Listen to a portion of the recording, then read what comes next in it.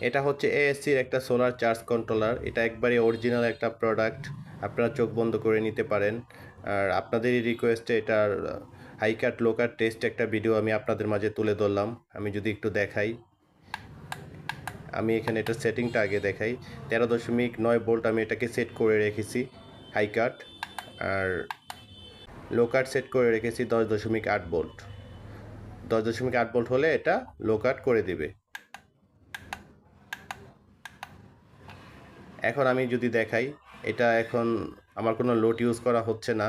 আর আমি যদি দেখি যে দেখেন ব্যাটারিটা ফুল হয়ে গেছে। আর এইখানে আমি আরেকটা মিটার লাগিয়ে রেখেছি যাতে বোঝানোর স্বার্থে। দেখেন এখানে কত ভোল্ট শো করতেছে, দেখেন এখানে সর্বোচ্চ 14 পর্যন্ত উঠতেছে। যদিও চায়না মিটারগুলোতে ভোল্ট 1-2 পয়েন্ট বেশি শো করে, কিন্তু দেখেন এটা বারবার হাই কাট করে দিচ্ছে।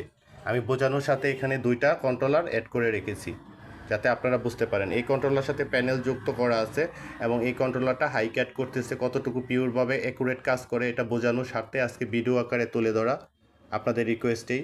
আর এইখানে দেখেন এই কন্ট্রোলারটা দেখলে আপনারা বুঝতে পারবেন। দেখেন এটা কিন্তু বারবার, এটা যদি হাই ক্যাট না করতো তাহলে এটা 14 চলে যেত, কিন্তু দেখেন এটা বারবার ডাউন করে দিচ্ছে যেহেতু আমি লোড ব্যবহার করতেছি না। আমি যদি এখন লোডটা অন করে দেই তাহলে বুঝতে পারবেন। আমি দুইটা লাইট অন করে দিয়েছি, ব্যাটারিটা আমার ফুল।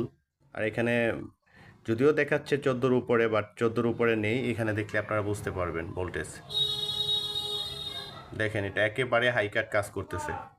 আর এখানে 2.9 বা 3.2 এম্পিয়ার করে টানতেছে। যদি আমি লোডটা আরেকটু বাড়িয়ে দিই হয়তো এম্পিয়ারটা আরেকটু বেশি পাবেন। তো আপনারা নিঃসন্দেহে এই কন্ট্রোলারগুলো নিতে পারেন। আর এরকম ইনফরমেশন ভিডিও যদি মিস করতে না চান অবশ্যই চ্যানেলটাকে সাবস্ক্রাইব করে রাখবেন।